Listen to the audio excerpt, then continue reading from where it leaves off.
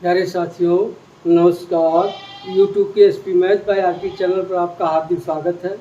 आइए आज हम लोग प्रश्नावली 5.2 की प्रश्नों का हल करना सीखते हैं।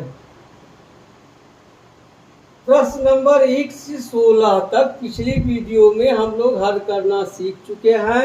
आइए अगले प्रश्नों को हल करना सीखते हैं। प्रश्न संख्या 17 है। समांतर श्रेणी 3, 8, 13 253 में अंतिम पद से 20वां पद ज्ञात कीजिए। देखिए, इस तरह हम इसको दो तरह से हल कर सकते हैं। या तो इसमें पूरी श्रेणी की जो दिया है उसमें संख्या ज्ञात करें कि कितने पद हैं, इधर से 20वां है, इधर से कौन सा पद है ये निकाल लें। या इसको हम मान लें पहला पद, जिसको हम विपरीत क्रम में लिख दें और इसको पहला पद मान कर निकालेंगे तो यहाँ से निकल जाएगा। तो आइए दोनों तरह से देखते हैं। जो विधि आपको अच्छी लगे उस विधि का आप प्रयोग करिएगा। प्रश्न नंबर 17 है। अब श्रेणी क्या है? 3, 8, 13 253, यही श्रेणी है। अब श्रेणी को व्युत्क्रम में यानी विपरीत क्रम में लिखने पर, या आप इसको इधर से देखने पर, इसके विपरीत दिशा से देखने पर आप इसको इस तरह लिख लें। आप लिख सकते हैं इस तरह से, श्रेणी को इस प्रकार लिखने पर, या आप कहीं विपरीत दिशा में लिखने पर, अब 253 यहाँ आ जाएगा, कामा हो जाएगा। देखिए, इसमें 5 का बढ़ोतरी हो रहा है, 5 इसमें से घटा दीजिए, कितना आ जाएगा? 248। अब इसी तरह से डॉट डॉट, यहाँ हो जाएगा 13, यहाँ हो जाएगा 8, यहाँ हो जाएगा 3, यह हो गया। अब अंतिम पद से 20वां पद निकालना। अब श्रेणी का ए बराबर क्या आ जाएगा? 253, और डी बराबर क्या आ जाएगा? किसी 248 से 253 घटाइए, या 8 से 13 घटाइए, या 3 से 8 घटाइए। आइए इसी को कर देते हैं। 3 - 8 बराबर क्या हो गया? -5 निकल गया। अब 20वां पद पूछ रहा है, यहाँ हो जाएगा 20वां पद बराबर होगा a + 20 - 1 d। अब इसी में मान a बराबर कितना है? 253 धन 19 गुणे d बराबर कितना है? -5। अब हो जाएगा 253 ऋण 19 × 5 = 95, 253 है यहाँ। अब घटा दीजिए, 13 में से 5 गया 8, 14 में से 9 गया 5, और यहाँ बचेगा 1। कितना हो गया? 20वां पद हो गया 158। कितना हो गया? 158। या इसे आप दूसरे तरीके से लगा सकते हैं। देखिए, श्रेणी क्या दिया है? 3, 8, 13 253। अब इसमें पदों की संख्या निकाल लें। देखिए, ए बराबर कितना है? 3, और डी बराबर कितना है? 8 ऋण 3 बराबर 5, और ए एन बराबर है 253। अब निकाल लें। ए एन बराबर होता है a + n - 1 d। A N बराबर कितना है? 253 बराबर ए बराबर कितना है? 3 धन n नहीं मालूम है, d बराबर कितना है? 5। यह आके इधर घट जाएगा, हो जाएगा 250 ऋण 3 बराबर n - 1 गुणे 5, घट जाएगा, यहाँ 53 है, 250 आ जाएगा, या 5 हो जाएगा बटे 5 बराबर n - 1, यानी हो जाएगा यहाँ 5 इकाई 5 × 5 = 25, और 0 या के इधर धन हो जाएगा 1 बराबर n, यानी n बराबर क्या आ गया? 51। यानी इसमें कुल कितने पद हैं? कितने पद हैं? 51 पद है, 15 नहीं 51। अब यहाँ लिख लेंगे अंतिम पद से 20वां पद या प्रथम पद से। अब प्रथम पद से देखिए 20वां पद निकालना है तो 51 में से 19 घटा दीजिए। 19 बराबर हो जाएगा 11 हो गया 2 यहाँ 3, 32वां पद। अब निकाल लीजिए 32वां पद क्या होगा। ए बराबर कितना है इसमें 3 प्लस n 32 माइनस 1 और डी बराबर क्या है 5। अब यहाँ हो जाएगा 3 धन 31 गुणे 5। यहाँ हो जाएगा 3 धन 5 इकाई 5 5 इकाई 15 जोड़ देंगे हो जाएगा 1 5 8 158। अब देखिए यही शंका होता है कि 20वां पद है तो इसमें से 20 घटाना चाहिए, 19 क्यों घटा दिया गया। अब इस तरह देखिए मान लीजिए कोई श्रेणी है 2 4 6 8 10 12 14 12 के बाद 14 16 मान लीजिए इतना है। कितने पद है इसमें 1 2 3 4 5 6 7 8। इसमें कितने पद हैं 8 पद हैं। अगर इधर से तीसरा पद पूछ रहा है, इधर से तीसरा पद 1 2 3, देखिए तीसरा पद ये होगा, तीसरा पद है 3। इधर से कौन सा पद होगा 1 2 3 4 5 6, छठवां पद। इधर से कौन सा पद है छठवां पद। अब देखिए इन दोनों को जोड़ेंगे तो कितना आएगा 9 आएगा, लेकिन कितना है 1 2 3 4 5 6 7 8 है। अब देखिए जब तीसरा पद है अगर इधर से हम गिन रहे हैं तो इससे 2 ही घटाना होगा, 2 पद घट तब 12 हमें मिलेगा 12। अगर इधर से ही तीसरा है तो इधर से कौन सा होगा 1 2 3 4 5 छठवां पद होगा।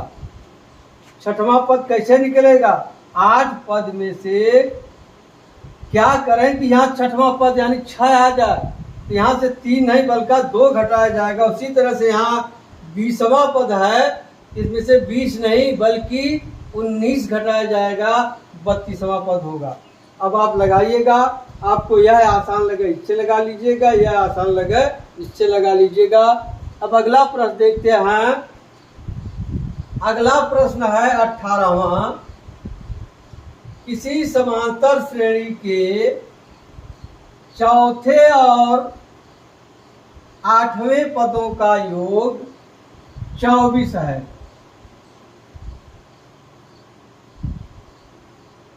तथा छठे और 10वें पदों का योग 44 है। इस श्रेणी के प्रथम 3 पद लिखिए। प्रथम 3 पद कैसे लिखा जाएगा। प्रथम पद नहीं मालूम है, न तो सर्वांतर ही मालूम है, यही ज्ञात करना है। कैसे ज्ञात होगा। अब देखिए दिया है, मान लिया, माना समांतर श्रेणी का प्रथम पद ए तथा सार्वंतर डी है। अब क्या पूछ रहा है चौथा पद क्या हो जाएगा। चौथा पद बराबर होगा ए प्लस n माइनस 1d, या इसे लिख सकते हैं a प्लस 4 माइनस 1d, या इसे लिख सकते हैं a प्लस 3d। ठीक। अब फिर कह रहा है 8वां पद। 8वां पद बराबर हो जाएगा a प्लस 8 माइनस 1d बराबर हो जाएगा a प्लस 7d। ये होगा। अब प्रथम शर्त के अनुसार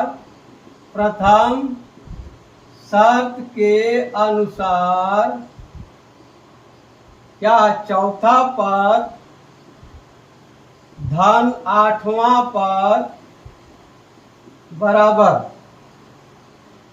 क्या है, चौथा पद कितना है, a प्लस 3d, ठीक।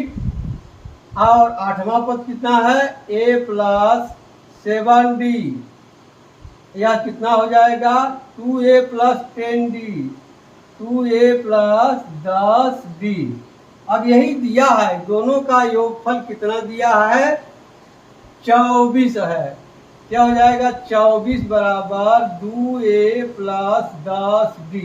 देखिए इसमें से 2 कॉमन हो जाएगा, 2 कॉमन ले लीजिए तो यहाँ हो जाएगा 12 बराबर a प्लस 5d। इसे समीकरण 1 मान लीजिए। अब फिर कह रहा छठा पद, यहाँ हो जाएगा छठा पद बराबर हो जाएगा a प्लस 6 माइनस 8d, यानी हो जाएगा a प्लस 5d, यही होगा। फिर कह रहा है 10वां पद, 10वां पद बराबर हो जाएगा a प्लस 10 माइनस 8d, बराबर हो जाएगा a प्लस 9d। अब द्वितीय शर्त के अनुसार, द्वितीय शर्त के अनुसार क्या कर रहा, छठा पद, छठा पद धन 10वां पद बराबर, छठा पद कितना है a प्लस 5d धन 10वां पद कितना है a प्लस 9d, बराबर हो जाएगा 2a प्लस 9 5 14, 14d। अब यही दिया है कितना 44, यह 44 बराबर हो गया 2a प्लस 14d। अब देखिए इसमें से भी 2 कॉमन होगा, क्या हो जाएगा 22 बराबर a प्लस 7d। इसे समीकरण 2 मान लीजिए। आप देखिए समीकरण 1 और समीकरण 2 है, चाहे 1 को 2 से घटा दीजिए, चाहे 2 से 1 को घटा दीजिए। तो आइए समीकरण 2 से समीकरण 1 को घटाने पर घटा देंगे, क्या आ जाएगा a प्लस 7d बराबर 22, और क्या a प्लस 5d बराबर 12। घटाते समय चिन्ह बदल जाता है, एक कट गया, यहाँ बचेगा 2d बराबर 10, इसलिए d बराबर क्या आ गया 10 बटा 2 बराबर 5।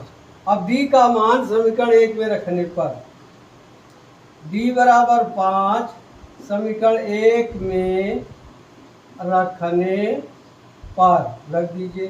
एक क्या है 12 बराबर a प्लस d बराबर कितना है 5, तो यहाँ हो जाएगा 5 गुणे 5, यानी हो जाएगा 12 ऋण 5 × 25, यह आ जाएगा बराबर हो जाएगा a, यानी a बराबर आ गया ऋण 13। अब क्या पूछा है, प्रथम 3 पद, प्रथम 3 पद, पहला पद होगा a, दूसरा होगा a प्लस d, तीसरा होगा a प्लस 2d। अब a बराबर कितना है ऋण 13, और यहाँ हो जाएगा ऋण 13 धन 5, यह क्या हो जाएगा ऋण 13 धन 10। अब यहाँ हो जाएगा ऋण 13, और यहाँ हो जाएगा ऋण 8, यहाँ हो जाएगा ऋण 3। यही हो गया प्रथम 3 पर, ऋण 13 ऋण 8 और ऋण 3 हो गया। अब अगला प्रश्न है 19वां है, सुब्बा राव ने 1995 में ₹5000 के मासिक वेतन पद पर कार्य आरंभ किया। और प्रत्येक वर्ष 200 रुपए की वेतन वृद्धि प्राप्त की, किस वर्ष में उसका वेतन 7,000 रुपए हो जाएगा। अब 19वां है, क्या कर रहा है, 1995 में 5,000 के बेसिक वेतन पर प्रारंभ किया। बेसिक वेतन कितना है, 5,000। ठीक, अब मासिक प्रत्येक वर्ष, अब दूसरे वर्ष में इसी में क्या हो जाएगा, 5,000 में 200 जुड़ जाएगा। फिर तीसरे वर्ष में क्या हो जाएगा, 5,200, फिर 5,400 हो जाएगा। यहाँ हो जाएगा 5,200 धन 200। इसी तरह से क्या करा, उसका मासिक वेतन 7,000 रुपये हो जाए, यहाँ हो जाएगा 7,000। ठीक, यह देखिए क्या है, पहले वर्ष प्रारंभ में वेतन, फिर दूसरे वर्ष के प्रारंभ में वेतन, फिर तीसरे वर्ष के, इसी तरह से 90वें वर्ष में। इसी के एक बार फिर लिख ले, क्या हो जाएगा 5,000, फिर यहाँ हो जाएगा 5,200, फिर हो जाएगा 5,400, इसी तरह से 7,000। यह समांतर श्रेणी बन गई। अब इसमें निकालने ए बराबर कितना है, 5,000, और डी बराबर कितना है, 200, और ए एन बराबर कितना है, 7,000। तो हम जानते हैं ए एन बराबर होता है ए plus N minus 1 D. A N बराबर कितना है, 7,000, ए बराबर कितना है, 5,000, प्लस एन नहीं मालूम है, डी बराबर कितना है, 200। अब 7,000 में से इधर आएगा, घट जाएगा 5,000, बराबर होगा एन माइनस 1 गुणे 200। अब 5,000 घट जाएगा, 7,000 में से आ जाएगा 2,000 बटे, क्या हो जाएगा, ई आके इधर बटे हो जाएगा 200, बराबर होगा एन माइनस 1। अब 2 शून्य से 1 कट गया, ई कट जाएगा, आ जाएगा 10, तो हो जाएगा 10 धन 1 बराबर एन, यानी एन बराबर क्या हो गया, 11। अब उत्तर क्या हो जाएगा, उत्तर होगा 11वां वर्ष। क्या पूछ रहा है, उसका वेतन किस वर्ष में, यहाँ उत्तर हो जाएगा, उत्तर 11वें वर्ष में उसका वेतन 7,000 रुपये हो जाएगा। ये हो गया उत्तर, 11वें वर्ष में उसका वेतन 7,000 रुपये हो जाएगा। अब आइए अगला प्रश्न है,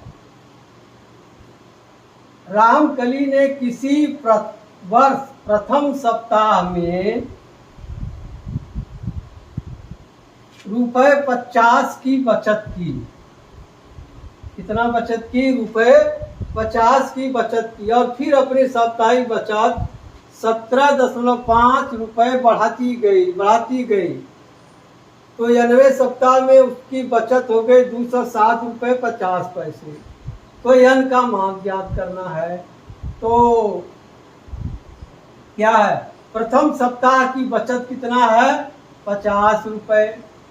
प्रथम सप्ताह की बचत 50 है, फिर अगले सप्ताह यानी दूसरे सप्ताह की बचत हो जाएगा 50 धन 17.5, फिर तीसरे सप्ताह 50 धन 2 गुणे 17.5।